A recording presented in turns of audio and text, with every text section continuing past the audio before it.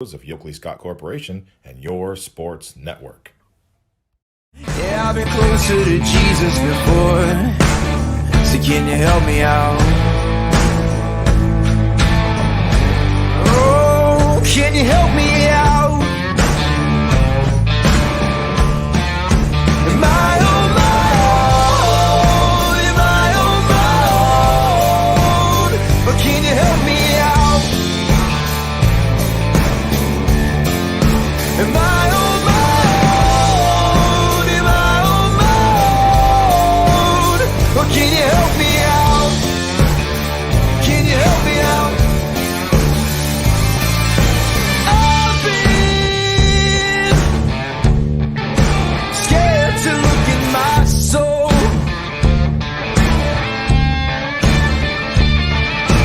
I've been afraid I would follow the road. Yeah, afraid of the things I've been told. Hello, everybody. Welcome into a Tuesday edition of Running Point, brought to you by Greenwood Chevrolet in Austintown. I am still snowed in, not in the studio, still staying at home. We don't let the snow keep us down on Running Point, so we are coming at you live today, and we have a lot of guests on the show today, and we are going to start with the head coach of the West Branch girls basketball team, Walt DeShields, joining us today. Coach, thank you so much for taking the time to come on with us. Hi, Anthony. How you doing today? We are doing fantastic, and so are you. You guys have been really late in the world on Storm, especially of late. I know when we had you on the last time, you kind of previewed the team and talked about what you kind of thought would happen this season, but here we are past the halfway point. How would you grade your team compared to the expectations you had back in the preseason? Well, it all started last summer. You know, we thought we had a special team last summer. A lot of people didn't know it because of how many seniors. We graduated 6 seniors. So a lot of people were kind of unsure and what we were going to be like, and even ourselves. But we put a lot of pieces into place in the summertime, and we were excited about what we saw. We played a lot of great competition and went out there and, then preseason in our scrimmages, same thing. You know, we were just working through some things, getting through volleyball and soccer. And I think the main thing for our team is they've gotten better, and they've embraced practice every day in preparation for each game and focusing on that a little bit better than the beginning of the season. Defensively, we have improved tremendously, and they've taken that with a lot of pride because that's what our program's built on. Players falling into their roles and understanding their roles. That helps us a lot as a team too. Now, we're still working offensively. We're still getting better. We've got a lot of room for improvement there, and also creating more depth off of our bench. Coach, I want to go through a couple of the games that you guys have played since the last time we talked, and I think are maybe big turning point wins for you guys when you look at it. I want to talk about this Poland game first. You go into the United Way Classic. The Poland girls had the only undefeated team in that event's history. They had never lost in that event, and you guys started really fast, really strong, and then held off their comeback to win that game. What does that mean to this program, winning like that on the road in that kind of event? Well, that was a big win for us. Of course, Nick Blanche does a great job at Poland. They're well coached. They're going to do their thing with traps and stuff like that. So we had to really prepare our young girls. We're still young, and we got 2 seniors that are just doing a better job game in and game out leading us in Sydney Mercer and Anna Lippiett. And they're starting to really step up as the season goes on. And, that leadership took a little while for them to step out of their comfort zone as, we are the seniors now. And in that game, it's on TV, and, our girls were a little bit nervous, good boys game beforehand, Boardman and Cheney, you get to see dunks and all that kind of stuff. And then we go out there and honestly, probably our game was maybe one of the best games of the 4 because it came down to the wire there. But we got a nice lead there in the beginning and played well, and then kind of held on. And it made us grow as a team and gave us more confidence. And then further down the season, the win that caused a lot of chaos in the EBC, you get the win over Marlington at home by 1 point. talk about the flow of that game. I saw you on the bench after Showalter hit the buzzer beater. Elation, excitement. What were the keys to that victory, and how big of a win is that for this program? Well, we played really well defensively. Marlington, another great team, and Salem as well. We lost to them by 1. Abby Davidson hit a shot at the end, and we couldn't match that, and we lost by 1. And that was a disappointing loss for us and a tough loss for us. But you can learn just as much from losses. And then we got in that Marlington game and held them to 30. 29 or something like that. What was the final? That was I think it was 32-31, if I'm not mistaken. Yep, 31 points. And to hold Marlington to that is our girls just did a tremendous job for 32 minutes and had to play 32 minutes. We threw up a shot there, a prayer, and it ended up in Libby Showalter, a sophomore's lap, and she finished at the buzzer. And just it was really happy for her, but proud of our team. Just to pull out that win, and it did throw a big wrench in the league. A lot of people thought Salem Marlington, returning league champions, and we were young, and now we're right in the thick of things, and our team is really enjoying that, right now to, keep working. Now let's talk about the most recent game. You guys went to Doylestown, Chippewa over the weekend. You got the win over them, and Sydney Mercer, you talked about her before, but 17 points. I believe a season high for her in Doylestown. What was working so well for her that night, and how good is it to see one of your leaders really step up in that game like that? Well, Sydney's a tough player, and she started the season, has had a rough, go of it offensively, but has rebounded and played defense and done everything else for us.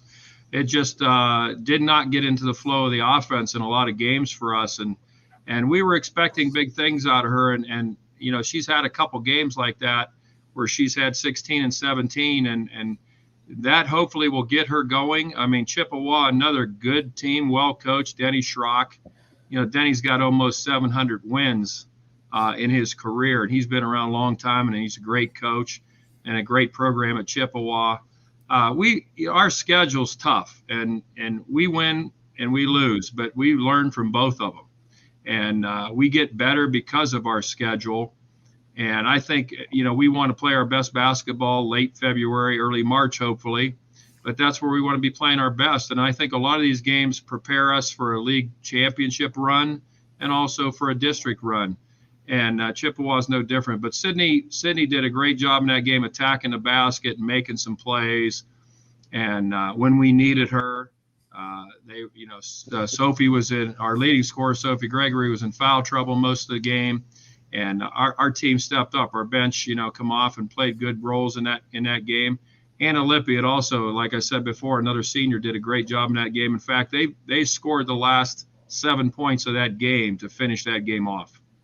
Coach, you have a big week in front of you as well. You got Cardinal Mooney coming into town tomorrow, and then you have the matchup with Salem, the rematch down in Salem on Saturday.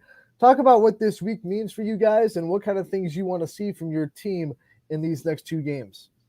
Well, we didn't practice yesterday because of all that snow. Right. So we're excited. We're going to get here in the gym in about a half an hour and get back to work. And mainly with both these teams, Mooney's their starting lineup's as good as anybody's around here. And they play physical, aggressive basketball and get after you and pressure. And that will really help us get prepared for, Salem as well. They're the same type of team, physical and pressure the basketball a lot. Hopefully our girls can handle that better at this point in the season than they did earlier on. And that's what we got to work on, is valuing the ball, each possession, and taking care of it, getting good shot selection, whether it falls or not. You just got to be able to be tough with the basketball. You've been doing this for a while. Winter storms are not anything that you haven't seen before, but talk about what it's like trying to finagle, getting practices in, and trying to still get your team together on days like this when a lot of people are still snowed in. And like you said yesterday, you couldn't have practice because of the winter weather.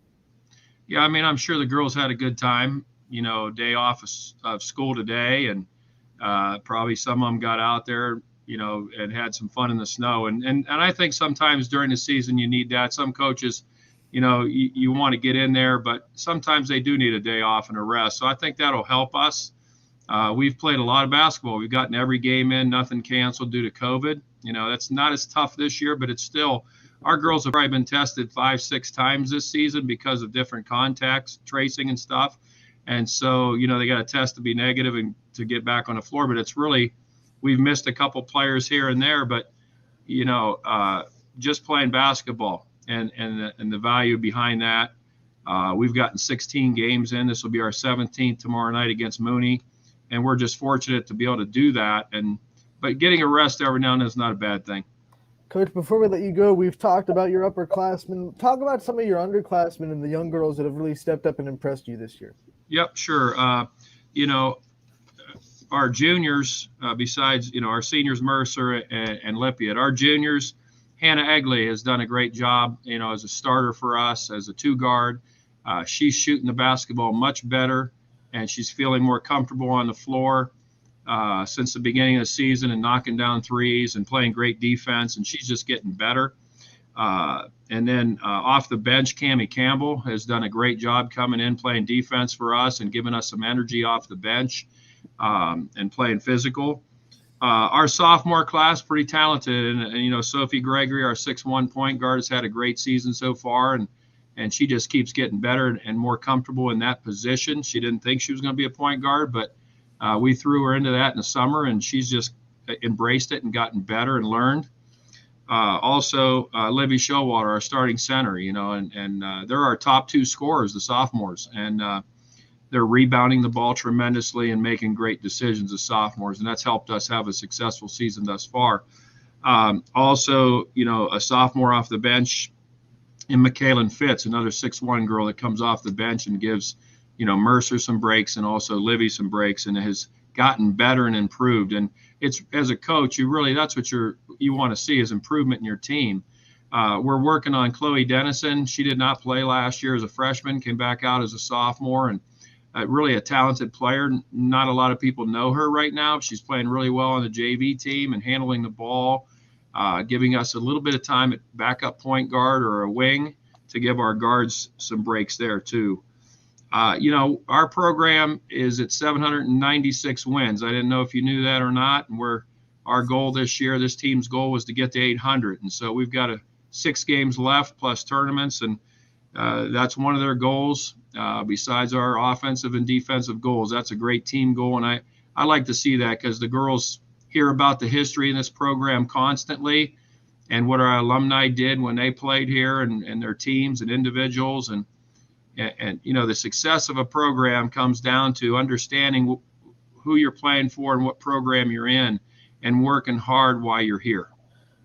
Yeah, just 4 wins away. I don't know if it would line up, but I mean, if it does, it lines up with that Marlington game, and all of a sudden that win could also be maybe an EBC championship. Who knows? Could be a big thing. Yeah, you just don't know about that stuff, Anthony.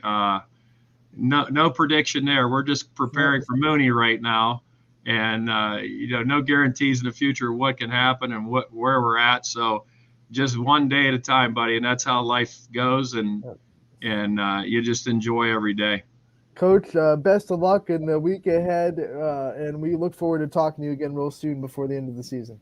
Yep, great talking to you, and hopefully you get your snowblower out there by the studio and make sure you can get in and out, right? I'll have to hook up a snowplow to my chair and just kind of go right through. There you go. All right. Hey, buddy, take care, and we'll see you later. You too, Coach. That was Walt DeShields, the head coach of the girls basketball program at West Branch, number 2 in the power rankings right now at YSN. And they have, like I said, a big week ahead of them. Cardinal Mooney tomorrow, and then on Saturday, the big rematch with Salem that will go far in deciding that EBC. Don't forget, Salem lost to Marlington on Saturday, 60-54. So right now, Marlington has that little bit of an edge in the standings, just being a tie between West Branch and Marlington. So this is a big game for the Warriors. Also a big game for Salem, hoping that Marlington would stub their toe somewhere else and staying in that hunt to the EBC. So should be a fun one in Salem. I know DJ is excited to call it. He's scheduled to call it on Saturday. And West Branch is also focusing right now on Cardinal Mooney, who they can't look past. Cardinal Mooney is a very talented team. So we have a big show today. Walt DeShields just joined us to lead off the show. We're also going to be talking live with Mark Comlenk, the head coach of the boys basketball team at Warren JFK. We will have South Range swimmers, Lexi and Elena Sheehan, joining us at 1 o'clock. At 1:15, we'll have Sarah Hamilton, the head coach of those Salem girls basketball team, at 1:15 to talk to us live. We also have debut interviews from Jeff Fishel and Carson Moore. Jeff Fishel, the head coach of South Range girls basketball, Carson Moore, the senior over at Crestview.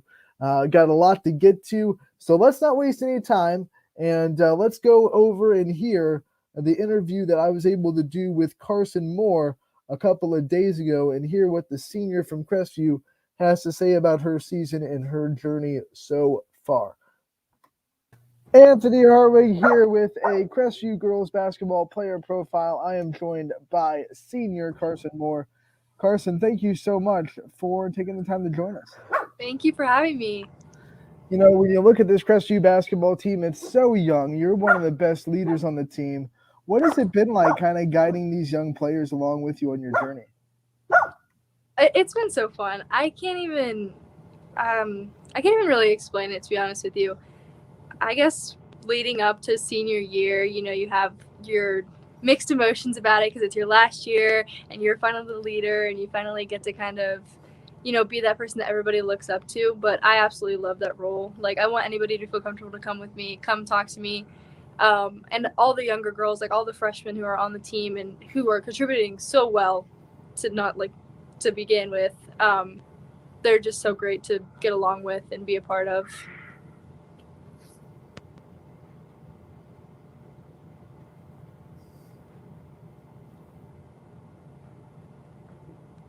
I'm sorry, you cut out. I can't hear what you're saying.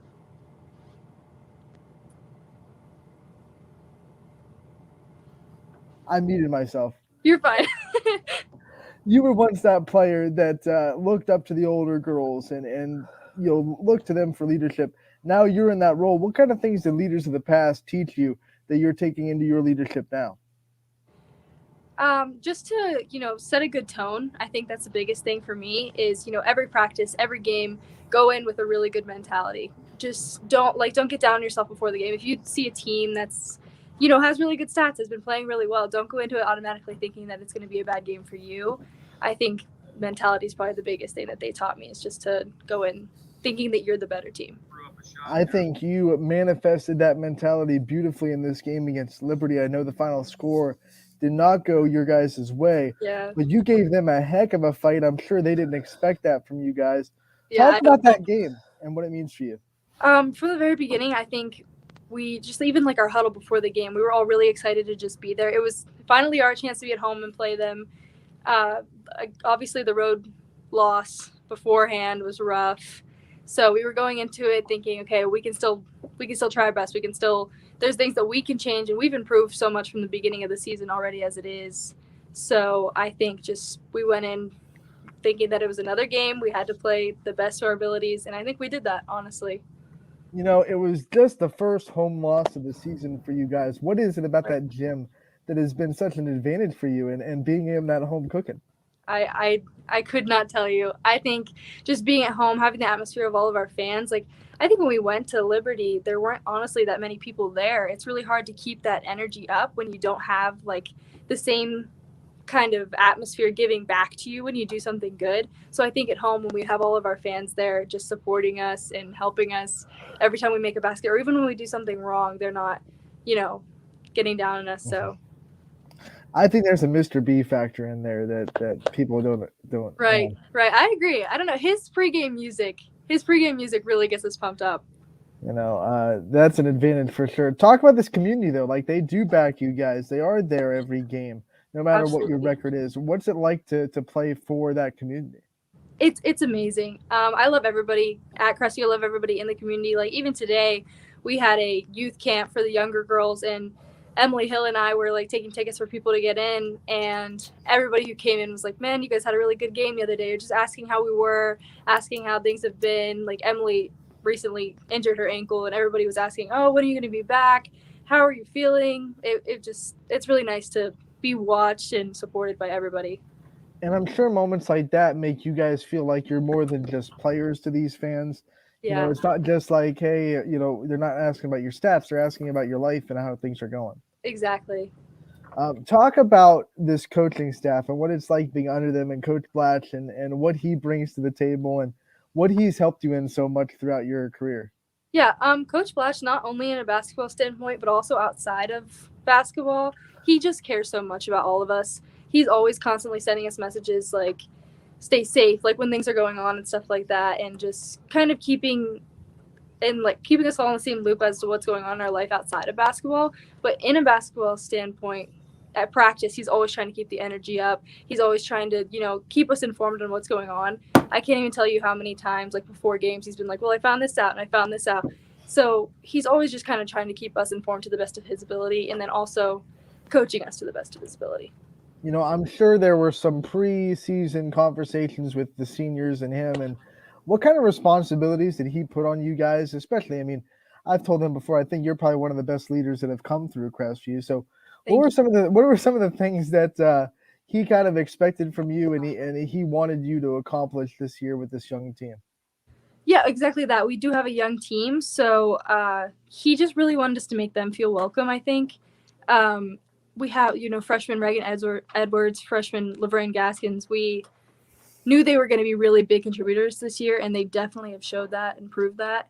And I think that he just wanted us to make them feel welcome and make them comfortable. And I think at the beginning of the season, they were both very nervous and like trying to prove what they can do out there. But I think with us seniors, we really showed them like you don't have to, try to outdo yourself. Just play your game. Obviously, multiple sport athlete at Crestview. You play, you juggle a lot of your time with athletics. What's that kind of like? Always being busy. I know you had, well, minus the snowstorm, you were supposed to have softball tonight. I don't know if you Right. still do, Right. but you're trying to balance basketball. You got softball. You're going to be a college softball player. You got school. What's all that and balancing all that kind of like? A lot of just organization, a lot of writing everything down, writing our schedules down. Like we'll sit down pretty much every month with my parents and write down everything that we have that month, and that way we were all on the same page. It's really just a lot of just time management and just working on getting everything in and doing what I can to stay the best of my ability in every single subject. Was organization a acquired skill, or are you just naturally just an organized person? Definitely acquired. I don't think I'm organized all the time, but I try. You gotta try. That's all you can do. Let's talk a little bit about the softball and getting to sign at college and know you're gonna play at the next level. I gotta imagine, even in basketball season, that's gonna take a huge weight off your shoulders, not having to worry about recruiting Yeah. or all that other stuff that you would have to kind of worry about in the off season. What kind of relief has that been for you, knowing that you're going to be going somewhere at the next level, and now you can just focus on your last year in high school? It's been huge, honestly, because, in the recruiting process, I'm constantly going to practice because I'm like, oh, I need to show these college coaches what I can do. I need to go to camp so I can show them what I can do. And now I can really focus on, while I go to practice, I can focus on what do I need to do to go to this school? Like, what do I need to do to improve? Because I already know I'm going somewhere. So what I can just improve on trying to make a good spot there and, play well there. What made you choose Ave Maria and Coach Kernan, our good old buddy? Oh my goodness. So Coach Canton coached me for travel ball. I absolutely loved, his coaching. And when we went down there, though, besides like sorry, my cat. Besides the coaching factor, we went down to campus and it was absolutely gorgeous. Like as soon as I got down there and on campus and got to tour it, it's breathtaking. It really is. And I got to stay with the girls in the dorm and just to do a couple of activities with them and play in a scrimmage. And they're all so much fun. They were all so welcoming. It just felt right. Now, with Caden going to the same place, was that like a package deal? Were you telling coaches pretty much if I'm coming, Yes. Caden's coming too? Yes, absolutely. We sent out emails to so many coaches, and in our emails, we would literally put, and I have my sister, and this is her, these are her stats, this is her information. We were pretty much set on going to the same college together. So how excited are you that it did work out that way? Beyond excited. I actually don't know what I'm going to do when we go to grad school and we don't end up going together. When you kind of look at the end of this season, it's going to be your last basketball season. You're soaking it up. You got a couple of months left, hopefully. What are kind of things you want to accomplish in this year, and kind of things you want to get done for yourself when you hang up those basketball shoes? I would say just leave it all on the court. I think I'm having a great time with everybody there. It's really just about the memories for me because I think that's what I'm going to remember more than the wins and losses.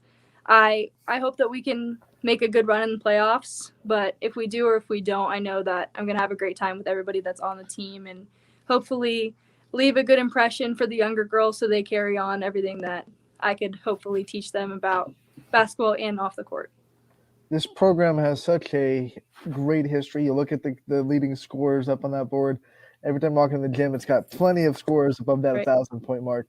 What's it mean to you that you get to put on this jersey and that you're a Rebel? If someone says Carson Moore is a Rebel, what does that mean to you? Everything. I was even talking to my friend today about how happy I am to be able to graduate from Crestview. Like we said earlier, the community is great. All my teammates are great. Coaches are great. I couldn't ask for anything more. We're here talking about all your athletic accomplishments, but you're a student too. So you're going to Right. Crestview, you're doing the school, you're a student athlete. That's all very important. What have been some of your biggest impacts in your life as far as the school of Crestview and the teachers in the system and some of the classes that you've been able to take? I've been really blessed to take a lot of more advanced classes. I know I'm in some college credit plus classes. I'm very blessed that Crestview, gave me the opportunity to do that first of all, and just to get a lot of credits out of the way before going to college. That's something that I'm extremely grateful for. And I would say just going along with the whole community thing, all of my teachers have always been so supportive in regards to sports, asking when games are, asking when these certain things are. I think even my chemistry teacher was like, well, let's plan the test around this date. Or even when Crestview boys soccer went to state this last year, I think my calc teacher put off our test maybe 5 times because they kept moving on, and she wanted us to make sure that we had enough time to study. That's just more incentive to root on the other teams. Right. Tell me, who have been some of your role models in your high school journey and people that maybe you look to when there are tough times? Because obviously there have to be some tough times. You can't be happy and joyful all the time every day. So in those valleys of your high school journey, who have been some of your role models? My family, 100%. Both my parents. Kaden, I would just say that we kind of look to each other when things go bad. Definitely my parents, because they've given me all the opportunities that I've been blessed to have. And when anything goes bad, they're always there to give me advice. And I want you to extend on that because we like to end these player profiles by giving the player the opportunity to kind of thank their support system, the people that always have their back, and the people that you really wouldn't be here without. Yeah, I'd love to thank both of my parents, my dad and my mom and Kaden, and all of my coaches, Coach Blatch, my travel coach, just all of them. And Coach Eskra, of course. I'm looking forward to spending my last softball season with him and Coach Miller. So Coach Eskra, what a goof. He had to get a shout out. You know it. of course. He wouldn't have been happy if he didn't get a shout out on this interview. Carson, thank you so much for taking the time to join us. We definitely appreciate all that you do and the time that you give us. We look forward to the rest of your basketball season, and that we'll hit you up again during softball. Looking forward to it. Thank you so much. That was a pre-recorded debut interview from Carson Moore, the senior girls basketball player over at Crestview. One of the great leaders that has led them to a great stretch in the season where they've had, I believe they've won 5 of their last 7 games, including a very competitive game with league-leading Liberty their last time out on Thursday. They'll look to keep improving before tournament time. Talking about having a good stretch of games, we're going to be joined live by the head coach of the Warren JFK boys basketball team, Mark Comlack. Coach, thank you so much for taking the time to join us today. Thanks for having me. Appreciate coming on. I'm having a little bit of trouble hearing you right now. Can you hear? Is it this low volume or can you hear me pretty well?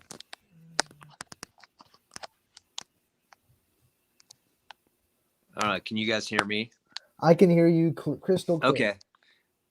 I can hear you a little bit. Okay.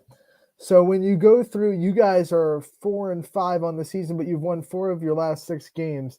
Talk about where you are right now as a team compared to maybe where you expected to be in the preseason. I mean, we knew coming into the season how young we were. I mean, I think there's times on the floor we have. I think we've had 4 sophomores and a freshman on the floor. I mean, as far as where we expected to be, it's hard to say because every team's a little bit different. Our standards are not going to change, but you really don't know what you're going to get out of teenagers right off the rip. I mean, experience wise, I thought we were okay, but the bottom line is our kids are starting to figure out the system and making plays for each other. And when we rebound and play together, we're really good. And the simple fact is, if you make shots, you're that much harder to beat. And when we've made shots, we've been pretty darn good in the last 6 games. Like you said, the last 6 games have gone really well. You guys have shown tremendous growth. Do you think the confidence level has grown as the season has gone on and you pick up one win after another? I think you went on a 3-game winning streak at one point. Do you think that's given the kids a little bit of confidence moving forward after that little bit of a tough start? Absolutely, it has. Our job as a staff is to kind of knock them down a peg. And, we've had the last 2 games we've played without Hayden Waite, which, he's our point guard. He's been starting for 3 years. So to go to Lake Center Christian and get that win, I told him that was a really, really big win for us to be able to do that without Hayden. And then we almost pulled out the victory against Aquinas on Sunday. Unfortunately, we just weren't able to do it. But I think in the long run, those 2 games are going to help us immensely for the tournament as far as experience and getting these kids able to play without, kind of their safety net, which is Hayden, and as a coach, it's the same thing. It's made us coach a little bit different, trying to figure out pieces when he's not there.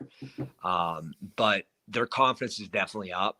But I've told them, even after Friday's game, our job is to make sure that they understand that they can't be satisfied, and we're going to be harder on them now than we were at the beginning of the season. And every practice, we're probably going to continue to just keep being harder and harder because the only way we're going to reach the goal that we want to reach is by raising the standards. I don't think they understand their full potential. And as a coaching staff, we probably don't fully know their whole potential. We have an idea, but, we have a great group of kids that if they play together and they buy in and they rebound and defend together, they're going to be really, really darn good come end of February.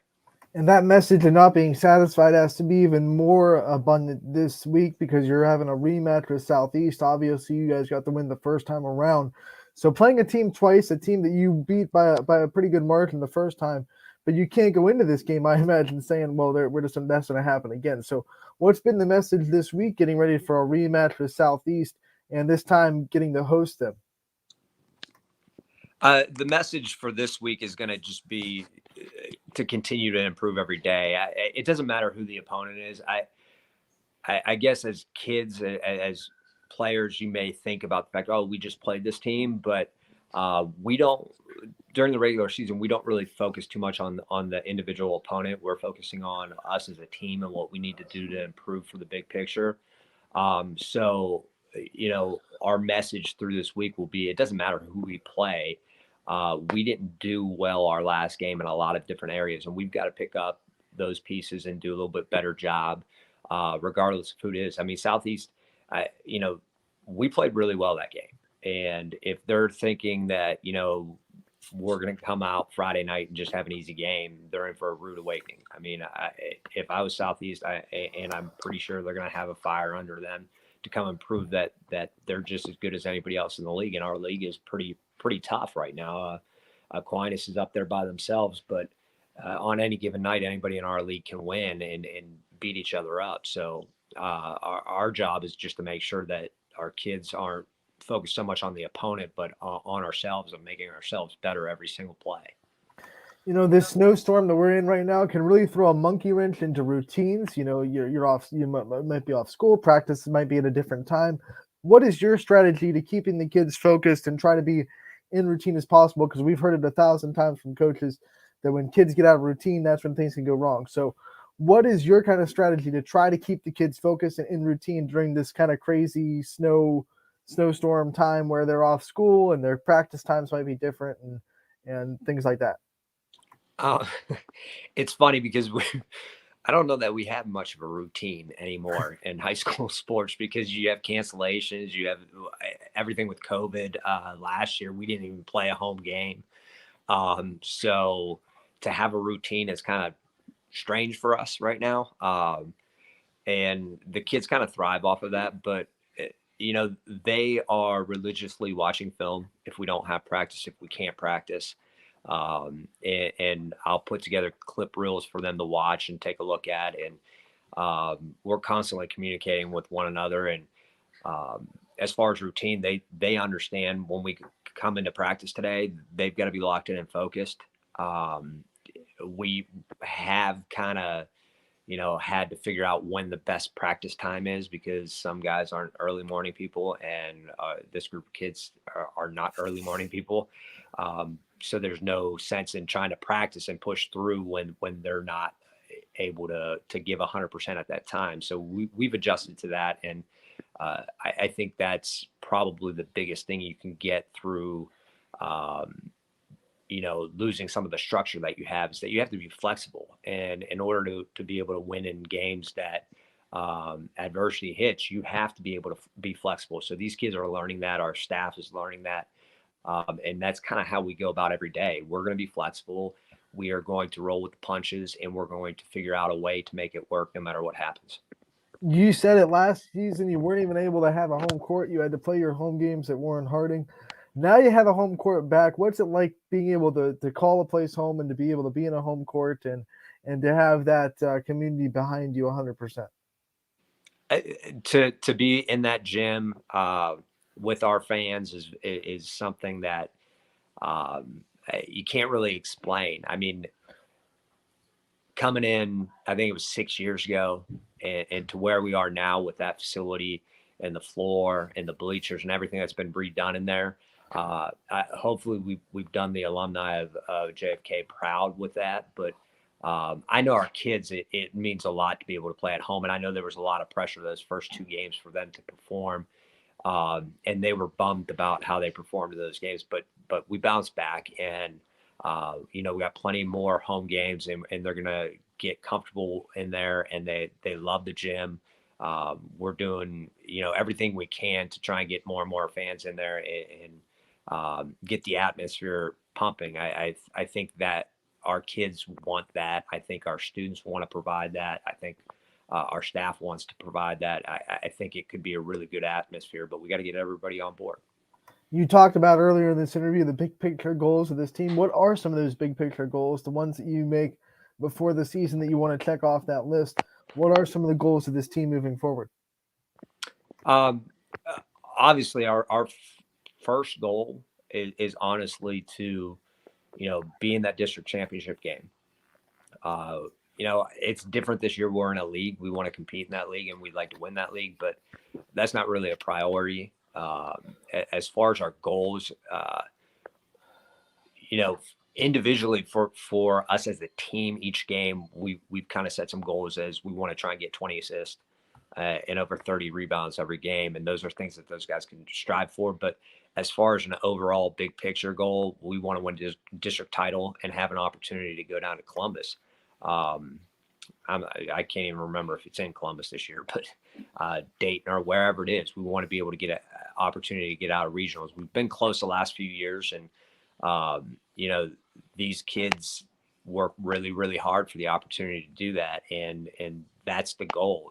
Every day something's mentioned about winning a district title, getting to regionals, and having a chance to go to the state Final Four, and that's been the message from day one.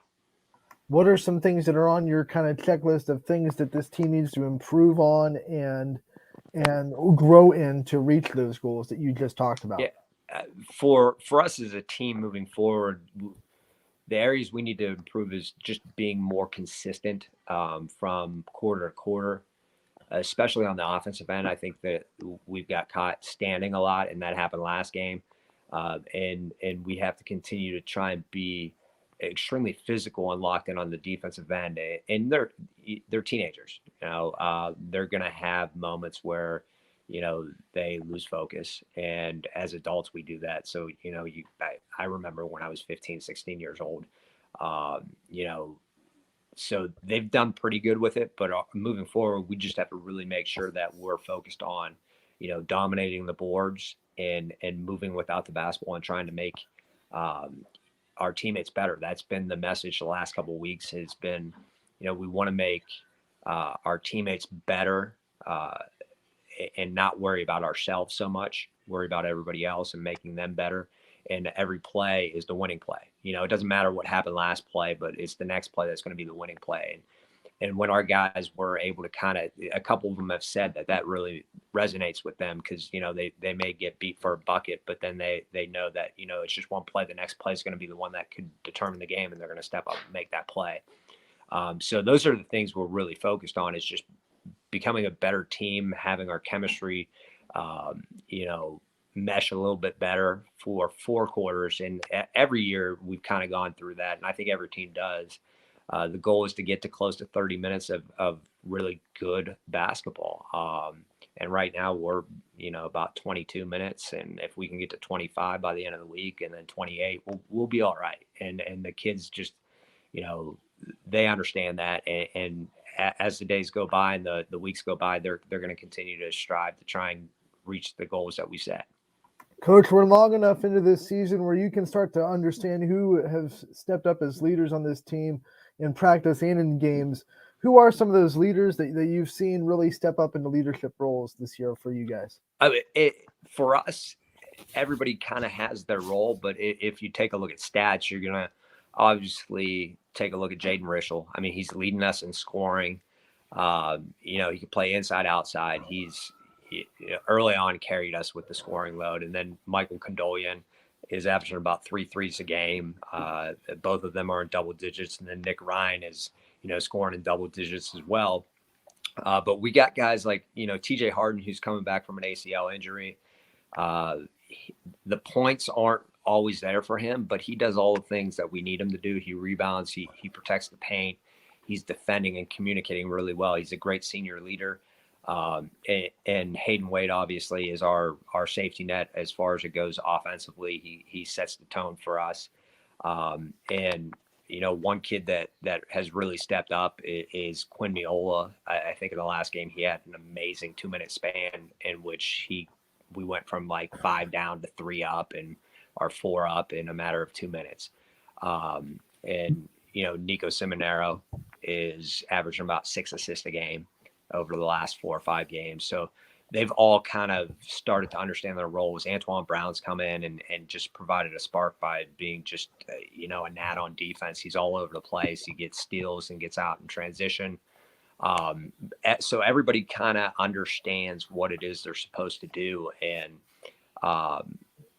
to single out it's hard, because I can even mention, Pat Ballin. I mean, he comes in, he's a presence on the boards. The other night he had some great post moves, set screens, and he's got a winning mentality from football. So we have 9 guys that we play religiously, and on a regular basis they're rotating through, and they all deserve recognition. And that's probably the biggest thing for us is, they all are starting to understand those roles and accept them. And as they continue to grow into them, we're going to be really good.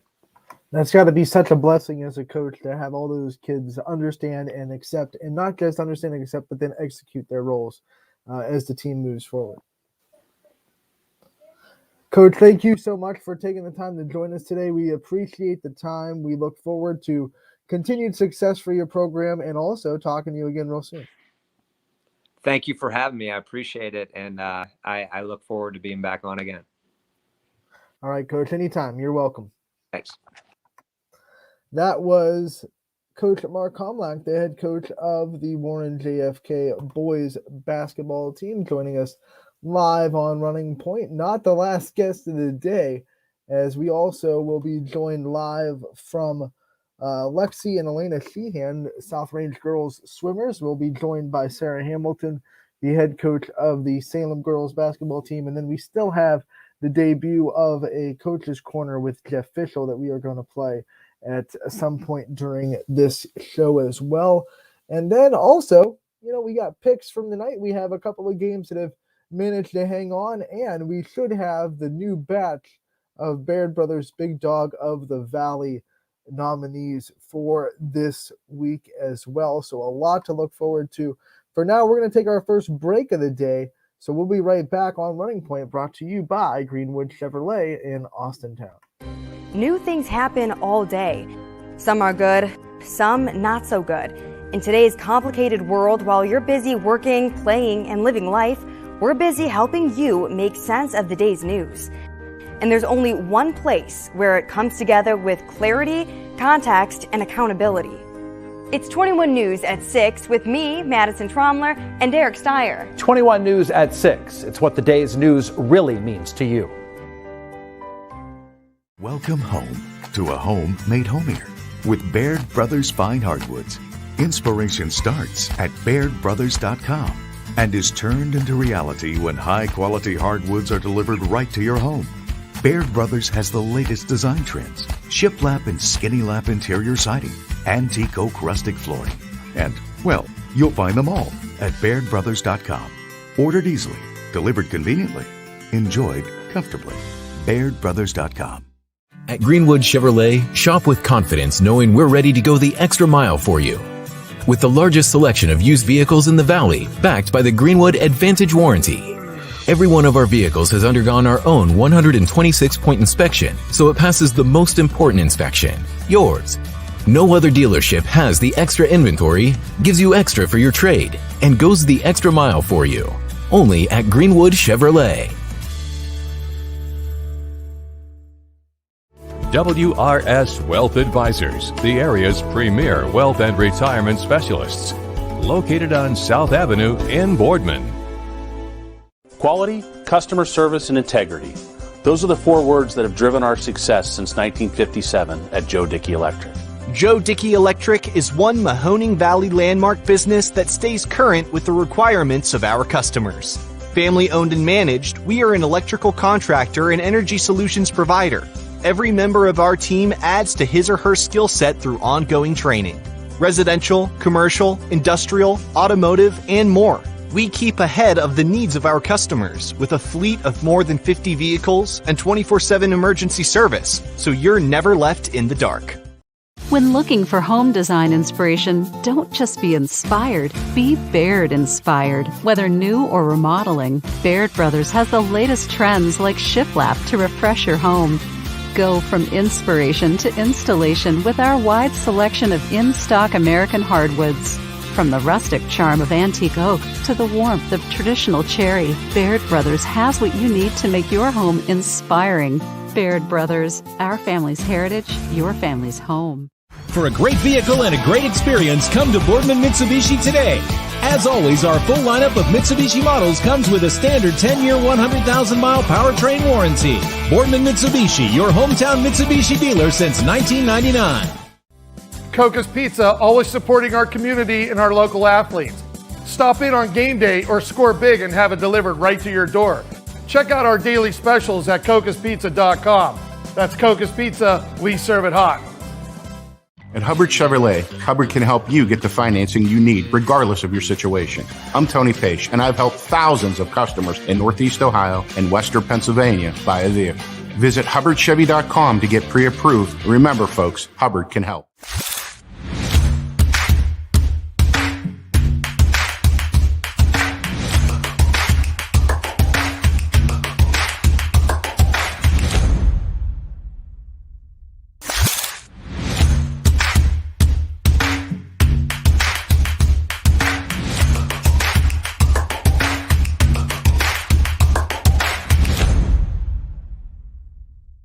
You're not waiting to see what the world has in store for you. It's more about what you have in store for the world. All you need is the opportunity. All you need are the resources of a large university and the advantages of a personalized academic setting where you can experience new worlds in the arts and sciences, business, and education and make them your own. We are where you shape your future. We are Youngstown State University and proud. Welcome back to Running Point on ysnlive.com, brought to you by Greenwood Chevrolet in Austintown. Anthony Hartwig, the last day without Ty. He'll be back from vacation tomorrow, and we should be back in the studio tomorrow as well, as hopefully by then that we are free from the snow, at least free enough to escape our driveways, and we can get back to a normal running point. Happy to have Ty back. Tomorrow we'll have Wrestling Wednesdays with Gary Altizer, and we'll also have coaches from Canfield and Crestview Wrestling joining us in that segment as well. And that'll be a fun time tomorrow. Scotty Mincher will be with us as well. So we're going to have a fun time tomorrow. Let's continue today's. And let's go over the games that are happening, games are not happening today on this crazy Tuesday. Some games have hung on. Some games have been canceled. So let's get you updated to right now. These are the ones that we know of, and the ones that we know are confirmed. So we'll just go through that. Both girls' games scheduled for today are canceled. So Heartland Christian at Lewisville, not happening, and neither is Poland at Champion. So those were the two girls' games scheduled for today. They have both been canceled due to the weather. Lisbon at Malvern has been canceled as well. So has Camel at Niles. That one is not happening. As far as Chalker and Wyndham, that one has been canceled because of the weather as well. We have Fitch at East. That one is canceled. Gerard at LeBray is postponed, canceled. Harrison Central at East Liverpool has been canceled. Minnell Ridge at Cardinal Mooney has been canceled today. We have, Ravenna at Garfield has been canceled for the day. So has Salem at Hubbard. United at Jackson Milton is no longer happening tonight. Neither is the Urban Scholars at Valley Christian or Warren G. Harding at Boardman. That Warren Harding game, though, has already had a makeup date. It will be played tomorrow night, and it will be a part of a boys-girls doubleheader with Boardman, as the girls will play Cheney at 5:30. The boys will play Warren Harding at 7. So Richie Giuliano will be on the call for both those games. Some other games that have been moved to tomorrow. Latonia at Sebring will be played tomorrow now, and I believe so will Indian Creek at Beaver Local. That game will be played tomorrow. Cardinal Mooney, once again, will be at West Branch tomorrow. Some other schedule changes we see for tomorrow as well. Canfield and South Range have moved their game from the mid-February schedule to tomorrow as well. So that is a schedule change. Nothing to do with the weather, but it is one that will be different than what you're looking at. So now let's go to the games that are happening tonight and will be on the network. Columbiana at Lowville will be happening. Eric Hughes will have the call at 7 o'clock. Crestview at Western Reserve will be happening. Larry Scragg will be in Berlin Center. 7 o'clock tip for that one. We have Howland and Canfield. Good thing that's happening. That's going to be a big matchup in the AAC. We're excited about it. And Richie Giuliano will be in the Cardinals' nest for that one to see if Canfield can bounce back from their tough week last week in the AAC. Matthews at Badger, still happening, and Matt Morrison will be on the call there. You'll be able to hear from him also in about, an hour or so for the Casual Sports Podcast. So turn out Alec Caberna with that. But he'll also be at Badger for their game against Matthews at 7 o'clock. Springfield is still going to Poland, one of the big matchups of the night. That is still happening. And Anthony Romo will be on the call there. As far as Southern and Heartland Christian, that is one that is still up in the air. We haven't been confirmed either way. Another one that hasn't been confirmed either way is Canton South at Lewisville. But actually, I believe we got an update not too long ago after I went on the air that said that game is indeed happening and will be on YSN. I'm going to go make sure I'm correct on this. Yes, Lewisville hosting Canton South is happening. 5:30 JV, 7 o'clock varsity for that one. And it will be on YSN. It'll be Bob Burrick with the call in the Leopard's Den. So that one is happening. It will be on the network. So that makes our total for games on the network tonight 1, 2, 3, 4, 5, 6, 7. 7 games on the network tonight. Not too bad for a snowstorm, if I do say so myself. We will pick these games a little bit later on in the show as we continue our pick 'em. My last time picking without ties. So tomorrow the pressure is back on to keep up with my competition. But today it'll be relaxed. I'll go to the Twitter poll, see what the Twitter universe has to say about these matchups. If you want to vote along with me before the end of the show to get those polls juiced up, you can go to Twitter. The handle is at Running Point YSN, and you can find the thread there. And let's see who you think will win these games. We'll go over what the Twitter polls say when we pick them a little bit later, but I don't want to spoil anything. But looking at it right now, a lot of games are really close in the fan vote. We'll see what it looks like a little bit later. We can say that there are new Baird Brother Big Dogs of the Valley winners. The new nominees have not been posted yet, but the winners of last week's, congratulations to Sarah Seaman from Garfield and Hunter Daly from Lisbon. They have both won Baird Brothers Big Dog of the Valley. They will have their graphics and great social media post today as well, but we want to give a shout out to them. Already had Sarah on the show. Maybe we can work something out to get her back on. And we'll also reach out to Hunter Daly and see if he is able to come on the show. Obviously, the Lisbon community dealing with so much more than basketball right now, and Hunter's main focus will be on Austin. But we will try to get him on and see if we can wrangle that to this week in the show or maybe next week. And we'll see what we can do. We always love to get our Baird Brothers Big Dog of the Valley winners on, and we will do our best to continue to do that. Right now, we are going to be joined by swimmers from South Range, and it is going to be Lexi and Elena Sheehan, who had a big week last week for the Raiders swim team. Both of them sisters on the team. Guys, thank you so much for joining us. What are you doing? Can you hear us? Here. Do you want to use it? Okay. Okay. Hey, tell them. Hang on, we're having technical difficulties. You're all good. Hearing. One of you put one in. There you go. Can you hear us now? Hi. Hello. Hello. You good now? You good? Yeah, tell them you're good. We're good. All right, awesome. You can't hear us? You told me it's good. Okay, Oh my no, goodness. wait. They still can't hear. Hang on.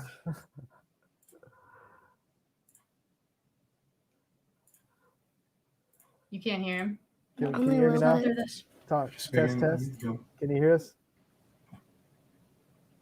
No. Test. Yeah, I can't hear at all.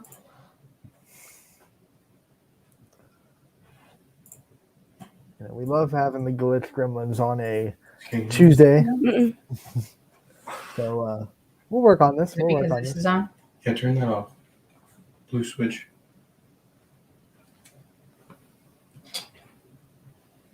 Can you hear me now? Test. Checking 1, checking 2. Test 1.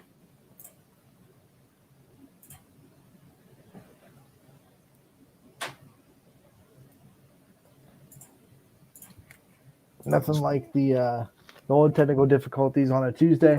Still nothing? We've definitely dealt with them before, Have him. but we'll definitely keep dealing with that as we continue dealing with technical difficulties. That's one of the drawbacks of having a live show, but you know we'll try to get through it. I can hear you guys just fine. I could hear him. him. Yeah, we could hear him through that. I don't know why we changed it. All right, do you want to go back to this? All right. Yeah. Can you hear me Okay, now? are we still on this? Did you turn those on? I turned it on. Can you hear me now? I don't know what you're doing then. Oh, gonna get the big headphones. Can you hear me now? Check 1. Test.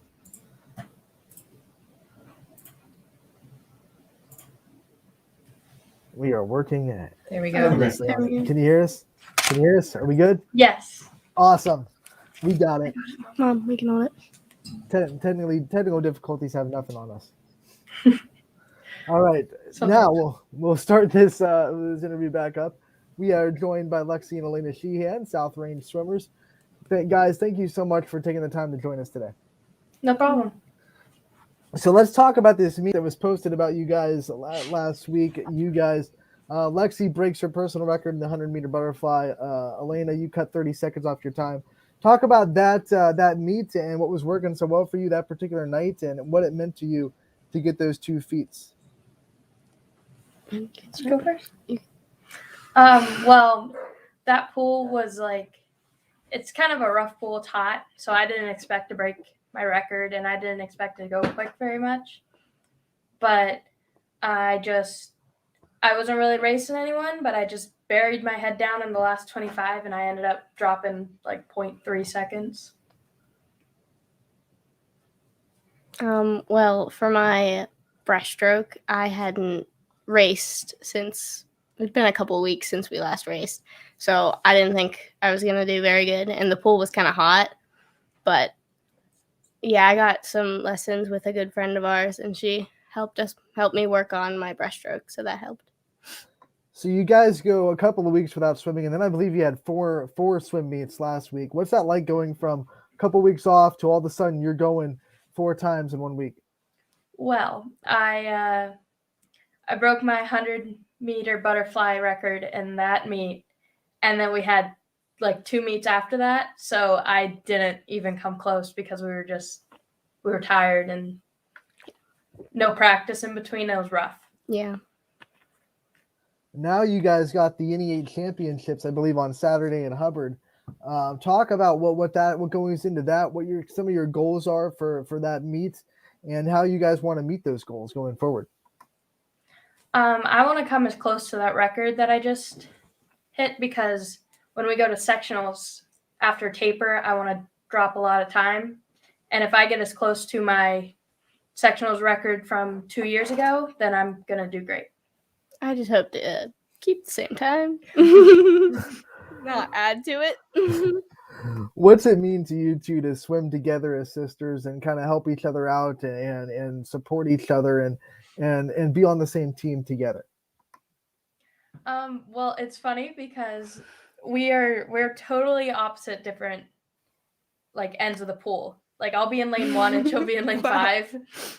And so we'll come together at the end of the day, and I'll hear all about what's going on in her lane, and she'll hear all about what's going on in my lane. Because when you're swimming and you're swimming in different lanes, you have no idea what's going on because it's different times, different sets. So it's a lot of fun. And her feat of dropping 30 seconds is great.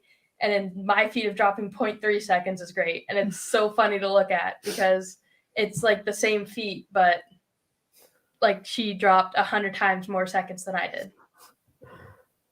When you look at the swim community, one of the things that we learned really quickly at YSN from the first time we covered a swim meet to now when we're covering them as much as we can, it is a very tight-knit community. People rush when we put swim on. What is it like to be a part of this swimming community and to swim for South Range? It's the swim community. It's wonderful. There's a lot of crossovers between teams, and South Range in particular has grown over the years. And so I swim for multiple different teams, and my one coach, he coached for Fast for a couple years and South Range. And then I have had coaches that swam and coached for Fast and coach for Neptunes. It's a big tight-knit community, and all the officials will official different meets. So you see them everywhere. It's all the same people. Everyone knows each other. It's a great community, and everyone looks out for each other. Everyone knows what times everyone's getting. You guys got some love in the comment section there as well, as you can see. you got some fan mail. What's it mean for you guys to be Raiders and to represent this community and to represent the school that you guys go to?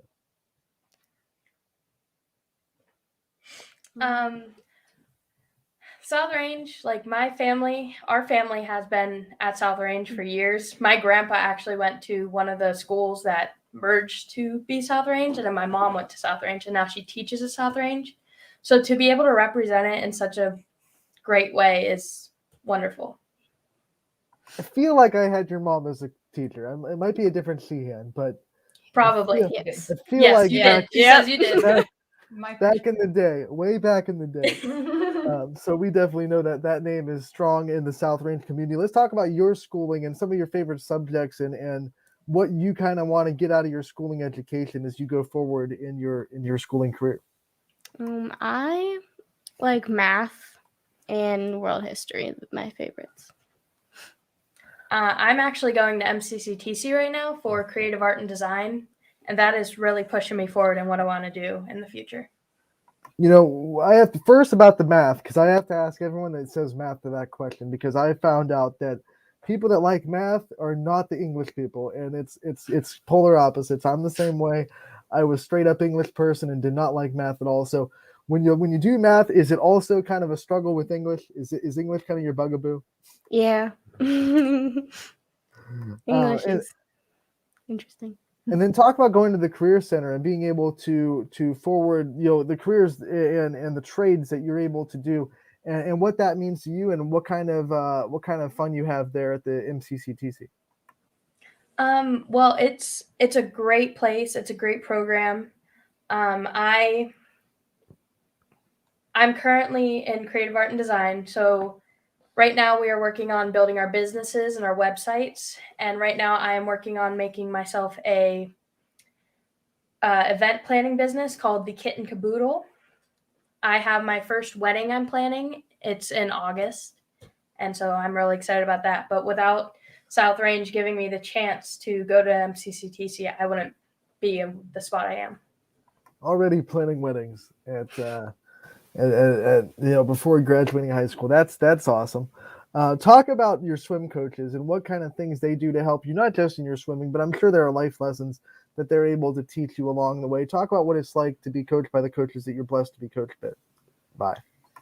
Okay, so Coach Jordan, he is our head coach of South Range this year, and he got me back in the water after I was injured for years. So he helped me through the anxiety of swimming again and pushing through it.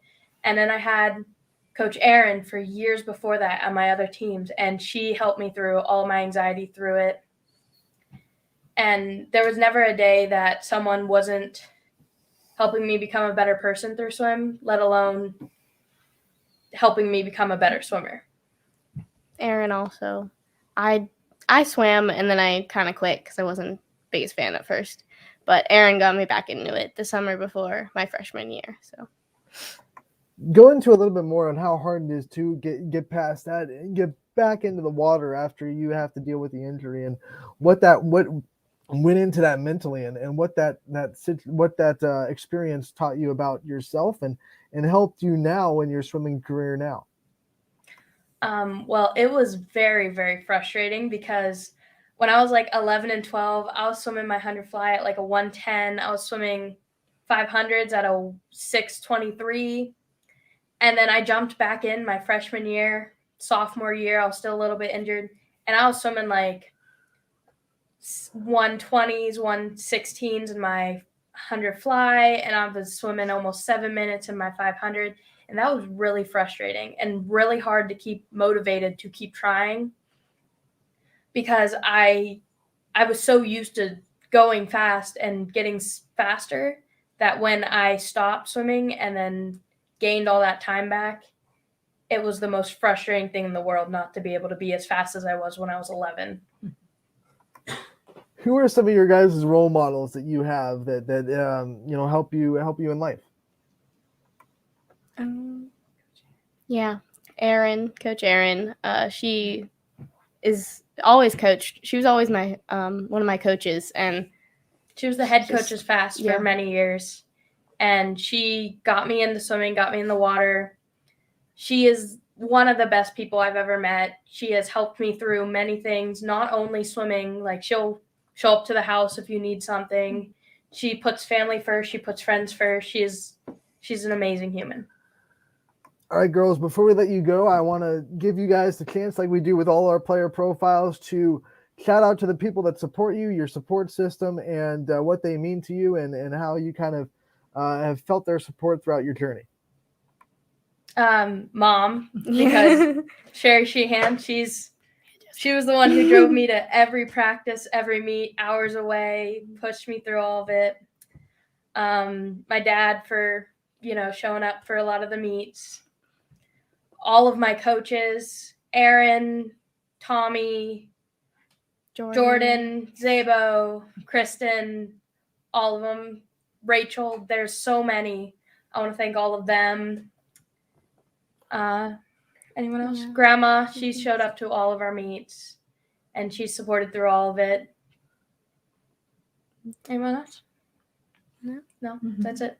That's it. All right. Thank you guys so much for joining us today. Good luck at the rest of the swim season and in the NE8 championships this Saturday. We definitely wish you the best of luck, and we look forward to seeing what you do in the future. Thank you. All right. That was Lexi and Elena Sheehan, swimmers at South Range, and we love getting to highlight our swimmers here on YSN. And like I said, when we first did I think our first swim meet was last year. We learned very quickly how strong the swim community was, especially last year when they were the ones, basketball, your parents were allowed to be at the games. But I believe last year, most of the swim meets, no one was even allowed in those swim meets. They just kept it the coaches and the swimmers. And we saw the viewership of those swim meets just boost emphatically.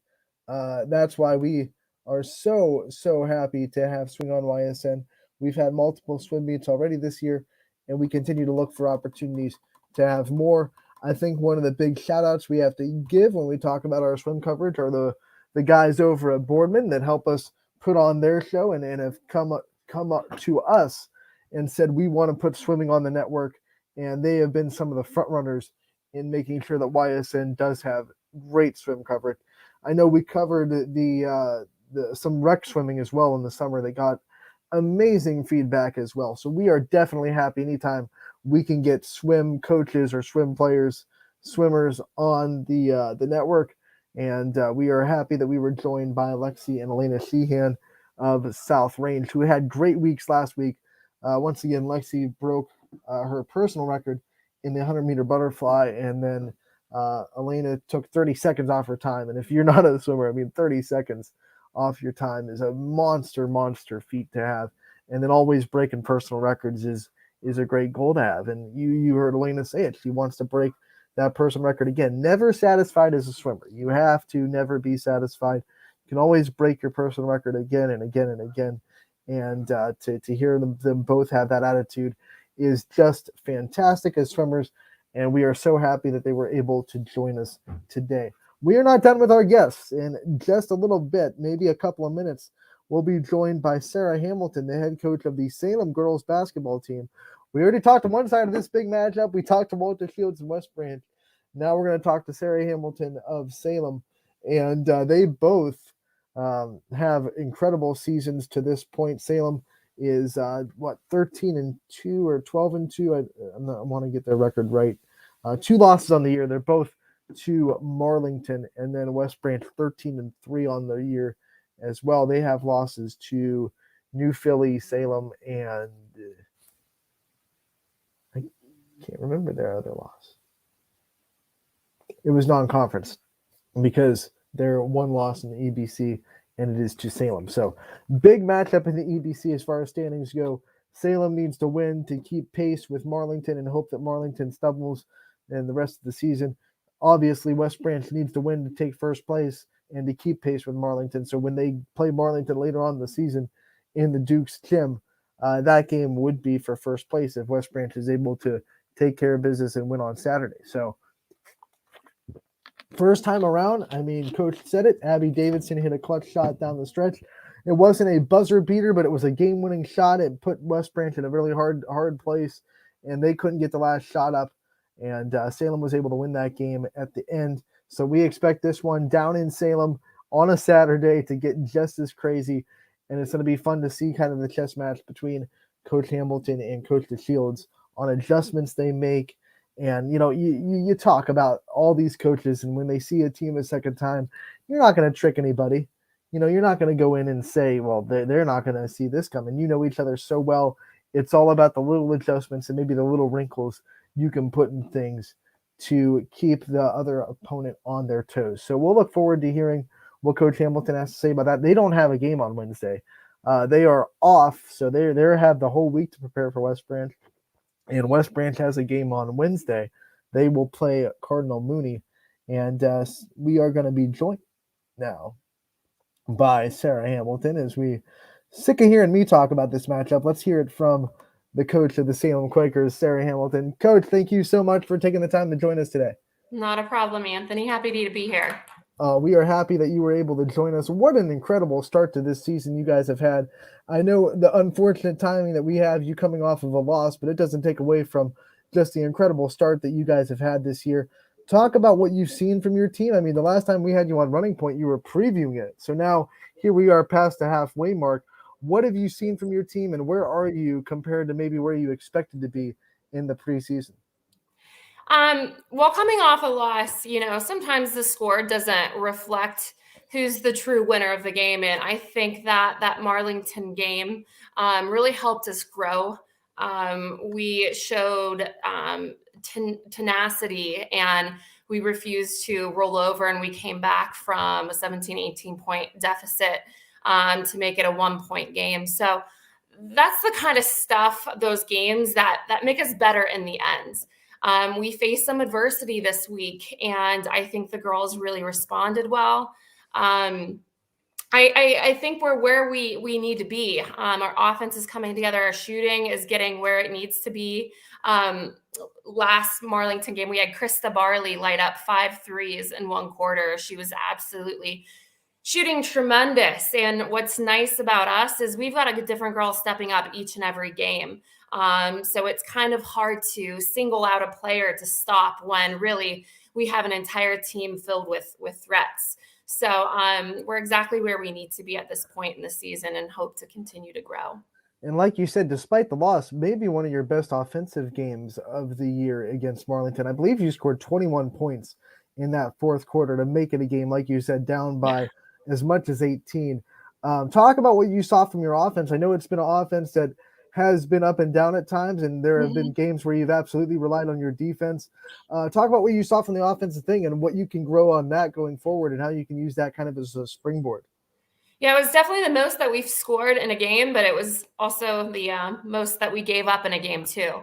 And I think that a lot had to do with our aggressiveness, getting our bigs especially to be more aggressive. And I think our bigs really pulled through on attacking a lot more. I think our guards did a great job getting to the rim. We got to the free throw line 31 times. Marlington also got to the free throw line 35 times, and both teams shot the ball well from the free throw line, 70%, 71%. And, it really made it such a competitive game. And so offensively, a lot was attributed to really attacking, shooting the ball well when we needed to, and just moving the ball and getting the shots that we wanted was huge for us.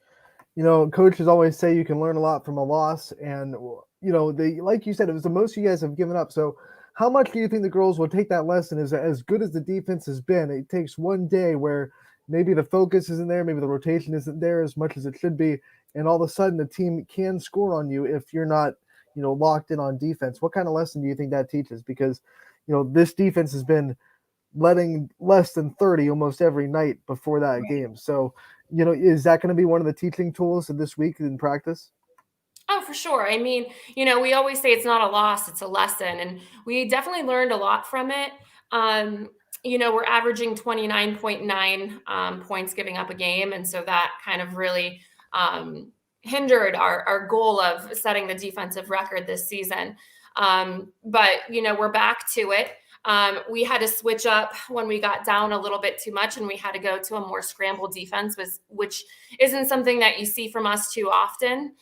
So we had to create a lot of offense from our scramble defense, but it also in turn gives up more points too. So it's a gamble, and we're going to work on that a little bit more, work on our rotations, and just really focus on being more disciplined, because I think 25 of their points came from the free throw line. So we just need to work on staying aggressive, yet staying disciplined. The way the schedule worked out, this is a week where you don't have a Wednesday game. You know, Right. you have a whole week to prepare for Saturday. Is that a blessing in disguise, or do you kind of wish that you had a tune-up game in the middle of the week? We always want to play. I mean, we are lucky that we have such depth so that when we go 5-on-5, we're playing against 5 of the best girls, in the area. My team has depth. And so that's really nice for us that we can really play competitively against each other and make each other better at practice. So I'm interested to see how our girls are going to respond. We're usually pretty competitive at practice. So especially this week going into it with such a big game on Saturday, hopefully we don't focus too much on that and we can focus just on the little things, on making our rotations better, making the better pass, making the crisper pass, valuing the basketball, things like that. So setting our goals small, hopefully that when we face West Branch, our big goal of coming out on top, we'll have to see. We're 2 great teams going up against each other. It seems like every time you guys are in a close game down the stretch, you guys come up with the game-winning plays. Someone else steps up to be clutch. Talk about what you've seen from your team and this kind of mentality in close games to have that confidence and that kind of clutch gene down the stretch that they always seem to make the game-winning plays. We have someone step up each and every game. I think that we thrive on pressure situations because in those situations, you can kind of really truly prove how great you are. And I think that really builds our confidence going into tournaments, just knowing that we can come out on top of those games. And it didn't happen against Marlington, but we've learned that we can come back from a massive deficit and make it a competitive game. And we just have to work on finishing at the end. So it really grows the team mentality so that we can focus on being successful in the long run.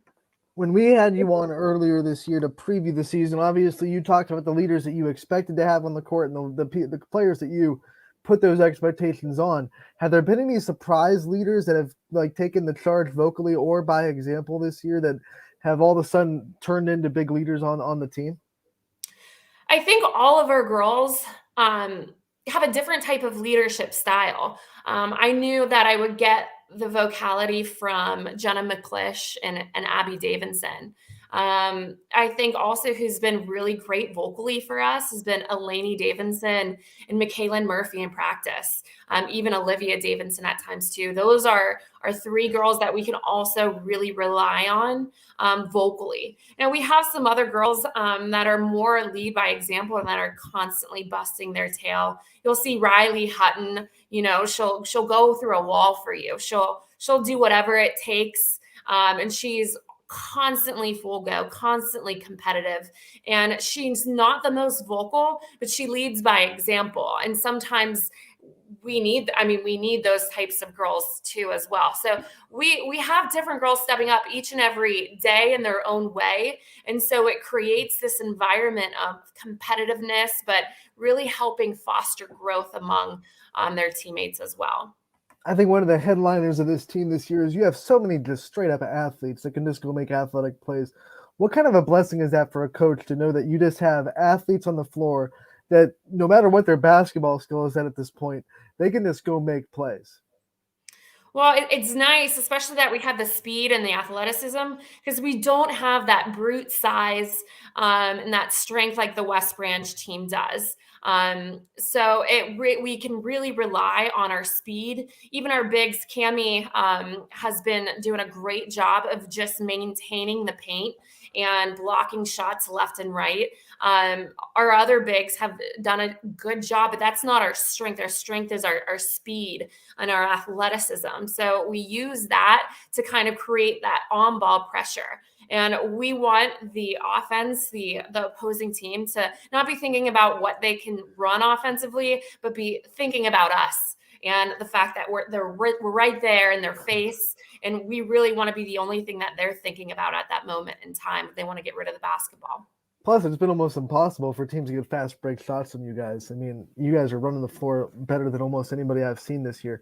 Talk about this West Branch game. We have to preview it. It's the second matchup. I know there's no hidden things. There's no secrets between you two. Everyone knows what you each bring to the table. Without giving up the farm, what are some of the keys to victory for you guys, and how much of a blessing is it to have it as a home game the second time around? It's nice to have it as a home game, but you know what? No matter where we're battling West Branch, it's going to be a battle, and you can count on that. Walt does such a great job of transforming his team each and every year into this disciplined defense. He's got a lot of size, and so we're really going to have to use a little bit more of a perimeter game. And really determine how we can kind of maneuver around them as well. Boxing out those bigs are going to be a key for us because we don't have that size, but hopefully when we have disciplined positioning, we'll be able to eliminate those second shot opportunities. And I'm just looking forward to going up against him. He is just a class act of a coach. He always has his teams prepared. Even watching him during the Marlington game, there's seconds left and his team is, battling for the basketball, trying to find the shot. And he's just sitting there calm, composed. He's done it all of his life. And so, it's always a blessing to go into a pressure situation against a coach like that. Is that kind of like when you go up against coaches like that, is that what you say, I want our program to be as consistent 3 years as he's made his, and we want that as a standard in Salem's program as well?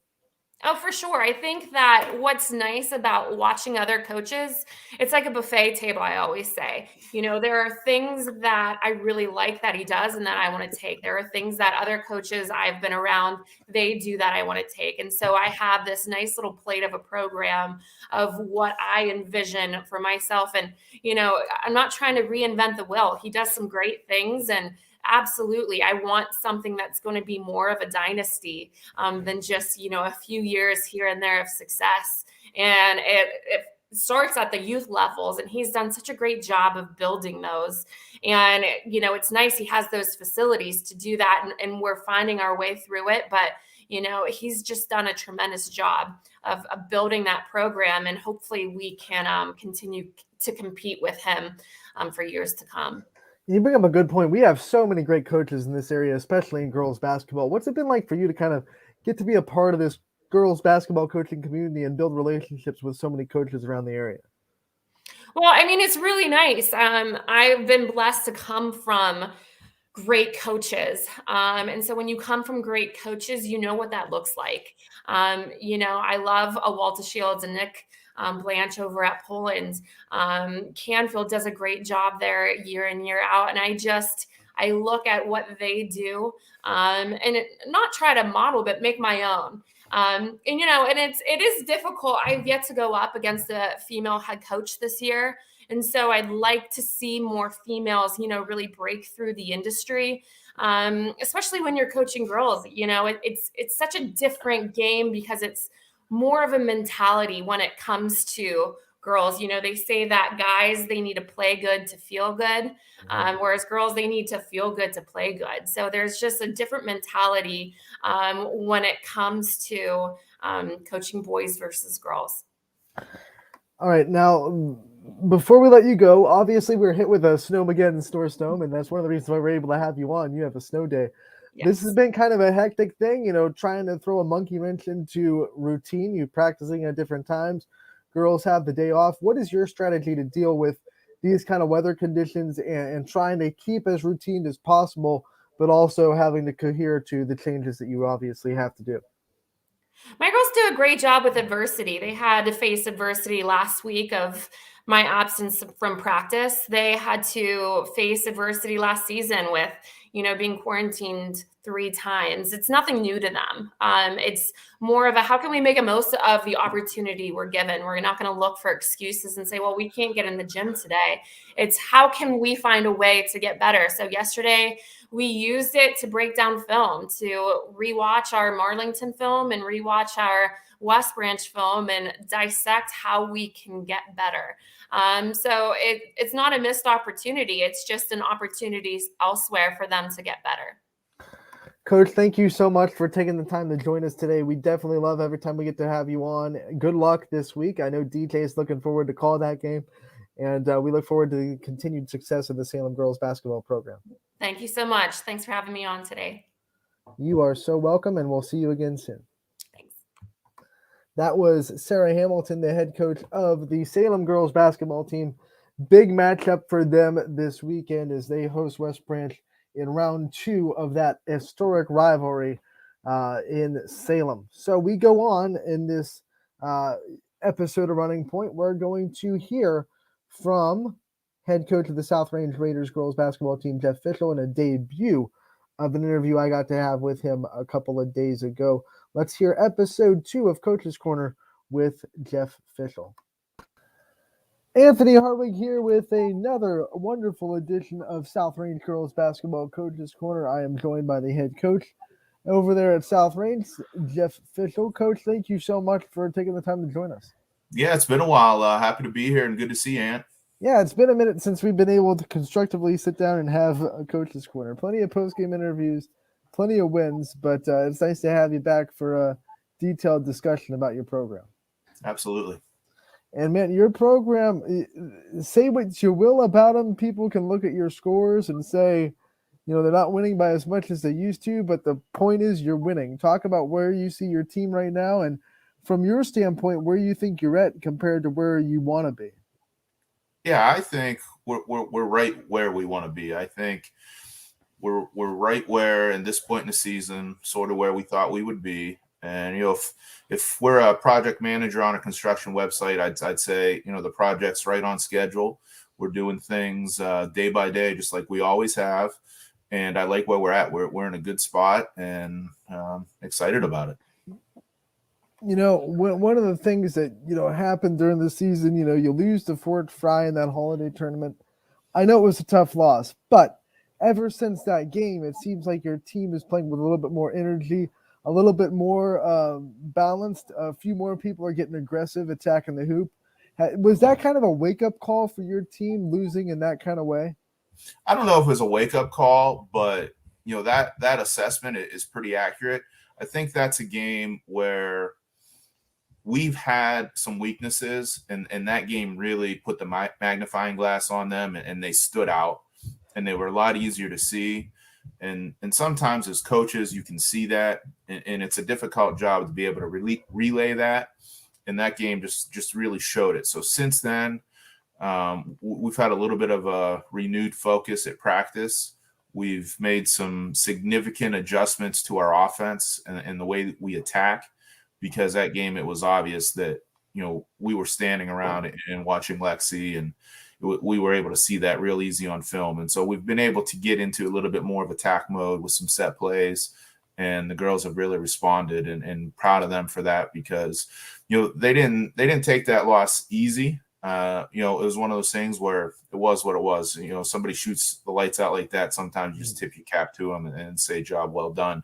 But our girls wanted to make sure that we improved and that we can take things from that game that we can play in our next games, that we learn from that and improve. You know, I don't know how many games were in between it. Things kind of match up, but the game at Struthers, when I was watching it on YSN, I think that was a game where I really saw that kind of growth from your team. Did Lexi score more than a majority of your points? Yes. But down the stretch, you saw other players like Emma Cunningham, like Devin Sauerwein, attack the basket, especially in the fourth quarter, make some key buckets down the stretch, and prove to the defenses and themselves that they can score along with everybody else. So what did that game, especially at the field house, kind of mean for this program? Do you think, like I do, that it was one of the ones where you really saw the progress that you wanted to see? Yeah, and I love playing at the field house. That's probably my favorite place to play. And so to go down there and get a win was exciting. And so, you know, one of the things that we noticed, and it is what it is. You know, Lexi is obviously our scorer, but after that Fort Fry game, we kind of came out. We've got a new motto: it's shoot the darn ball, because we had some girls that were afraid to attack and afraid to shoot the ball. And so when they started doing that, it just got us a couple key buckets in that Struthers game. And anytime you're a coach, it's easy for the coaches to say it's a process and we're day by day and we're getting better and all this. But if you don't get results, it's tough for kids to stay the course and believe and trust in the process. And so for us to get a couple buckets like that from a couple key players, it was just a message of, hey, we can do this. We've got to stay together. We've got to play together. But more importantly than that, this is a group that just finds a way to win basketball games. Every game we've won this year, we've won in a different fashion. Somebody else has stepped up. We've made a play this type or this play that type, but we've won in different ways. And this group just continues to find a way to win basketball games. Your last time out, that's exactly what they did. You guys played Girard. You got the win on the road against a very hungry, very talented Girard team. It was a lot closer than the second time around, than the first time around, and that shows the growth that Girard has. Talk about that win, what you saw from your team, and how important that was going forward. Yeah, we beat them by 9 at home, and I think home court advantage in our league is worth 5 to 10 points. So we kind of knew going into that game that was going to come down to the wire, and hats off to them. That's a really talented basketball team. Coach Saxon does a great job there. He's a great coach, and they're always prepared. I have a lot of respect for how they go about their business. And we knew that would be a battle going up in there. And I thought we played one of the best first halves we've played all season. And then the third quarter, we kind of reverted back to some old stuff and missed some layups and had some turnovers that were just kind of careless. And we kind of forced some stuff that wasn't there. And so, we went from playing really well to not playing well. And they took, I forget, a 3 or 5 point lead. And when you're on the road in the league and every game is so important, again, proud of our girls because we made a couple, we had some sophomores go in and get a couple buckets and kind of change that momentum the end of the third quarter. And then our defense really stepped up the fourth quarter the way we always ask it to. And again, found a way to win. In the week ahead, you guys have Canfield on Wednesday, which is a game that was originally scheduled for the last game of your season. It gets moved up to now Wednesday. Lakeview on Thursday, and then probably before we talk again next Monday, you'll have Poland. What do you think? Is this kind of a turning stone for your season, playing Canfield, Lakeview, Poland in successful games and trying to make that turn between a good team to a team that really can get momentum heading forward? Well, I don't think that we're going to put that emphasis on it. We can't play Canfield tomorrow. We've got to go practice tomorrow. We can't play Lakeview on Wednesday. We play Canfield, and obviously Poland a week from now. It's day by day for us, and we're just continuing to try to stack good days on top of each other. And if we do that, once we get to February, we'll be where we want to be. But it's not a process you can speed up. You can't do it overnight. You can't put a week's worth of improvement into one night. So we're going to come to practice tomorrow. Do a lot of our own stuff. We've been off for 4 days now, so we're going to have to get back in shape a little bit and review some of our stuff. We'll do a little quick scouting report on Canfield, but, Lakeview is a big league game, and so we're going to have to spend some time on them as well because that's an important game. If we want Monday to mean anything, we've got to take care of business on Thursday. So going to be a busy 2-hour practice for us tomorrow. Let's talk about the next game ahead specifically and focus on that. You have Canfield on Wednesday. And this is a game, it's neighbor rivals. Coach Real used to coach at South Range. He now coaches at Canfield. What do you see from the Cardinals? What kind of challenges do they pose? And from your perspective, what do you want to see from your team in this game if you had to have a checklist of things that you want to see? Yeah, just like every year, they're one of the best teams in the area. A ton of respect for Coach Real, and he's got them playing really well this year. So we know it's going to be a battle.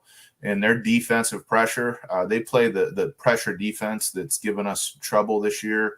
Hoban, Salem, Fort Fry play defense like that. So, obviously those are games we struggled in. So that's the good thing we're going to be looking at and trying to focus on the most is how we handle their pressure, full court and half court.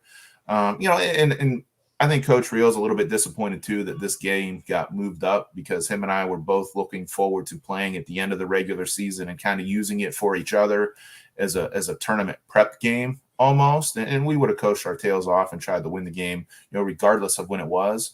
But, it kind of changes the dynamic of this game. And it's cool that they're right up the street. And, they give us the awfully compliment because when a D1 school says that, hey, we want to play a D3 school because they're going to make us better, just take that as a major compliment. And we have our challenges ahead of us, and it's going to be a difficult game. They're a really good basketball team, and we look forward to the challenge.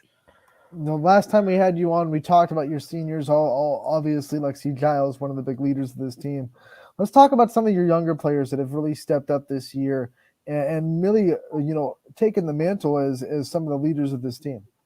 Yeah, it's been what we've had to do from the beginning, and there were some challenges in kind of meshing this group together, because this is certainly a new group of girls that have played together. They've always been friends, but they haven't spent a lot of time on the court together.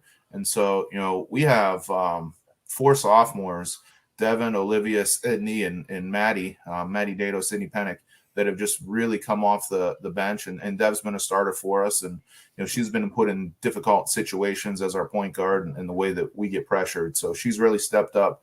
And Sid and Maddie have come off the bench and kind of give us scoring sparks. And we're going to look to them a little bit more for that, because we do need a little bit of more scoring, and they've given that to us. Maddie Dato had 5 assists in that Girard game off the bench, which is awesome for a sophomore guard to come in and do that. And Liv Yeagley's busting her butt, and she's one of our best defensive players. And anytime that we need to put her in there, we know we can trust her. And that's how you win basketball games, because they're not playing a ton of minutes, but they're getting significant enough minutes that it's making a difference in the outcome of the game. And so proud of those 4. And, Emma Cunningham is our junior. She's been here a while. We know what we have with her. We love her. Such a great defensive player. Struggles a little bit with her confidence, and we're working on that on offense. She's got some real potential, and if we can just get that light to switch on her, again, just sky's the limit for her. And you've coached for a while. You've had multiple players in your span of coaching, whether it be the freshman boys or the girls for the last 3 years that have struggled with confidence. What are some tools that you use to try to build that and try to instill confidence in them? And then more importantly, trying to get them to instill confidence in themselves? Well, the number one thing is their teammates. It's really hard sometimes for a coach to pick a girl up. It's really easy for a teammate to pick a girl up, because they're friends. They see each other throughout the day. They hang out, night and weekends. And so if you're struggling and your teammate picks you up and can put some confidence in you, that's number one. Number one way we try to do that. We just do some things at practice where we work on what we need to work on and try to put them in situations where they're able to be successful. And, again, ask their teammates to pick them up. I do want to reflect real quick, because we haven't had you on since. I know the game during the holiday hoops tournament for you guys didn't go the way you wanted to, but talk about what it was like hosting that event and what it means to you that so many teams want to come to South Range to compete in it, and big names, Hoban, Fort Fry, teams like that want to come to South Range to play in it. Well, again, I think it's a respect thing, and people understand that where we're at in the realm of girls basketball in the state of Ohio, and people across the state have respect for us. And when they hear that we're going to put on a tournament, and we've done it for 4 years now, and every year it seems to get a little bit more challenging with the teams that we bring in, and people hear the beautiful facilities we have on, the way Coach Farron runs the event, how professional and well done it is. And when you get a reputation like that, where you've got a good program where people want to go be there, you have good facilities where people enjoy them, and then you run the process the right way, that's a ticket for success. And I think it'll be coming out before too long, but next year's is going to be bigger. We're going to have more teams, and some of the teams that are coming are pretty impressive teams. So it continues to build, and we're proud of that. That's a tease. I know you can't release the teams yet, but it's good little tease right there. Good little tease. Talk about the last couple of weeks of this season, tournament draw in 2 weeks. What are some things that you as a team and as a coaching staff are looking at and saying, we have to improve on this, we want to get better at this before the tournament starts in late February? Yeah, it's hard to believe that we've got to turn our records in for seeding in 9 days, middle of next week. So it's here, and we've kind of started to look at the records of the teams in a district. And, for us, we have to improve on our offensive efficiency. We've got to limit some turnovers. We've got to share the ball a little bit more. We've got to be a little bit more aggressive in how we attack the basket. We got to shoot the darn ball. Shoot the darn ball. That's what we've been saying a lot. And when we do that, it gives us a chance to score more. It's a numbers game. We've kind of brought analytics into it, that, we looked at some of the games where we weren't scoring and we had 25, 28, 30 shots, and that just wasn't getting it done. And so we know that we've got to shoot the ball more, and we cannot and we will not get away from the defensive side. We'll still begin all of our practices with defense, and we've got to make sure that we're playing as a team and that we take our individual responsibilities personally, and that we continue to improve on that, because at some point in this tournament, we're going to have to make a stop to win a game. And so we've got to be ready for that. You said that you've been looking at the records of the teams in the district. When you look at the Division III scope in the area and how it's kind of shaping up, what kind of things do you see from Division III in girls basketball, maybe that you didn't in the last 2 or 3 years when you guys did win the district? Well, there's massive, massive depth this year. I've talked to a lot of the Division III coaches in the district, and I think we all have a headache already just thinking about how we're going to seed this thing, because there are probably, and Liberty's going to be the one. There should not be a question about that. But there are, 7 or 8 teams that could legitimately be the 2 and 3 seed that we're going to have to figure out. And then even beyond that, there are, 22 teams in a district. And when we turn our records in, there's probably going to be 16 of them that have a winning record. So there's going to be somebody that gets disrespected as a 13, 14, 15 seed that it might just be what they need to tick them off and make a run at this thing, because there is just massive depth here, and there are a number of teams that could win district championships out of these 22, and it's going to be fun. I hope the state of Ohio catches on and then tunes into it, because this is an exciting district. Okay, so before we let you go, let's have some fun. You got to have some fun before we get out of the coaches' corners. It's a snow day today. You guys had it off. All this weather, we hit with 14 inches of snow.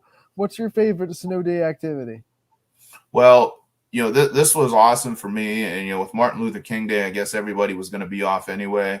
But, just getting the kids bundled up. I've got a 7, 4, and 3-year-old, and, they're chomping at the bit first thing in the morning. Let's go play in the snow. Let's go play in the snow. Let's go play in the snow. So, we went out there and did that and lasted as long as we could till we got too cold, and came in and, made snow cones and some chicken noodle soup to kind of enjoy it and warm up. And so just being outside and enjoying the snow, since it's not something that we get like this all the time. And we're going to go have family night and cuddle up on the couch tonight. So just a cool 2 things to do, and a chance for a coach to spend some time with his family that doesn't happen always this time of year. All right, you're gonna have family time. You're gonna huddle up in the couch. I'm sure you're gonna maybe put in a movie or watch a sporting event, or maybe watch the playoff game tonight. Might watch the replay of the Bengals game over and over. That being big Bengals fan, by the way. What's the favorite sports movie, especially basketball? If you had to pick a best basketball movie out there, what's your go-to? Hoosiers. That's pretty easy. Hoosiers. There's a lot of good ones. Coach Carter. Big fan of White Men Can't Jump. That's a good movie, but not appropriate for all crowds. So if I had to pick one to watch, it would be Hoosiers. And I'm gonna turn on everybody to one they probably don't know about. It's called Believe in Me. It's a movie about high school girls basketball. It's probably the Hoosiers version of girls basketball high school.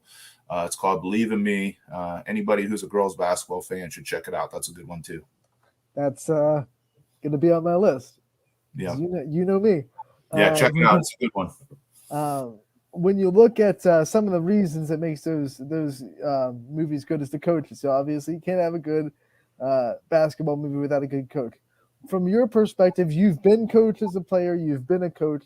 What are some of the hallmarks of a really good coach? Well, I think the saying that I've always went back on is that they don't care how much you know until they know how much you care. And so, it's important to relay to your players that you care about them. And that's not winning and losing. Coaches, obviously we all care about winning and losing, but what happens when basketball's over, when the practice is over, when the game's over, when kids graduate and they go on, we want to make sure that we're doing everything we can to help them be successful, in a classroom, in the community. And so, we really just try to constantly on a daily basis be there for them, so that they know they can trust us, they know they can believe us, and they understand that we care very much about their success. And once they do that, once they realize that, it's easy to get their buy-in on the court. Coach, thank you so much for taking the time to join us today. It was great to hear from you. It's been a while, and we hope that it doesn't take us long to get back with you again. Yep, I enjoyed it. As always, the world looks better in burgundy and gold, Anthony. Have a good night, man. That was the head coach of the South Range girls basketball team, Jeff Fischel, joining me for an interview last night right before he got on the couch for family time. We appreciate the time that he gives us. Always a good time when we hear from Coach Fischel. And without further ado, let's head over to the Twitter polls on YSN, see where you guys are leaning and see where I'm leaning for these 7 games on the network tonight before we get out of here. So we'll start with the featured game on the Twitter polls, which is just what I think might be the marquee basketball game of the night. I picked Springfield versus Poland. This one will be at Poland. The fan vote is 61% Springfield right now. I'll go with the fans. I think Springfield a little bit too much this year. I think it'll be a good game. I don't think it'll be 4 overtimes like last year. Hopefully for Romo's sake, he can not have to deal with a 4 overtime game. But I think the Tigers get the win. I'll go with the fans. We'll go to the next one. Columbiana will be at Wellsville. Right now, the Clippers with 71% of the fan vote. I won't go away from you guys again. I'm going to rock with the Clippers, and I have them winning over Wellsville. No, wait a minute. I'm not. This is a boys' game. Let's flip that. 29% to a Wellsville team that won the EOAC last year. I'm going to go with the Tigers at home. Let's continue. Lakeview versus Newton Falls. Lakeview, they've been a pretty impressive week for them. They have 63% of the fan vote. 8 votes so far in that poll. I'll take Lakeview to go on the road to beat Newton Falls. Howland at Canfield, 57% Howland right now in the fan vote. Canfield's bouncing back from a really tough week. I know they're better than that Boardman score, but and Howland has been up and down too. I mean, Anthony Masucci is a heck of a scorer, can score from anywhere, but as a team, I think they're 8-5. This will be a good one. I'm going to take Canfield on home. I'm going to take Canfield at home. The fans take Howland. It's 57% leading Howland versus Canfield. Crestview is going to go to Western Reserve. This one split 50-50. The fans undecided. I guess I have to be the breaking vote, and I will go with the home team and say that Western Reserve gets the win tonight. So I'll break that tie and rock with the Blue Devils tonight. Last but not least, Matthews at Badger. Matt Morrison will have the call here. Matthews has a 60% edge in the fan vote. I'm not voting against Badger. I will rock the banner all day, and let's go Braves. And that'll do it for the picks, as those are the 7 games on the network tonight. I'll just recap and tell you who's going to be at the call and what times those games tip. Columbiana at Latonia, Eric Hughes will have the call there, 7 o'clock tip. You have Crestview at Western Reserve. Larry Scragg will be there, 7 o'clock tip. Ricky Giuliano will be at Canfield for Howland at Canfield, 7 o'clock tip. We'll have the school over at Newton Falls doing a great job covering that for us. They'll be covering as Lakeview comes to town, 7 o'clock tip. Matthews going to Badger. It'll be Matt Morrison. He'll have the call, 7 o'clock tip. And Springfield at Poland. Anthony Romo will make the trip to Poland to call that game for us. So, 7 games on the network tonight. And don't miss a minute of it. ysnlive.com/live is where you can go to find those games. Find your favorite teams. Click on the link and enjoy. That'll do it for today's episode of Running Point.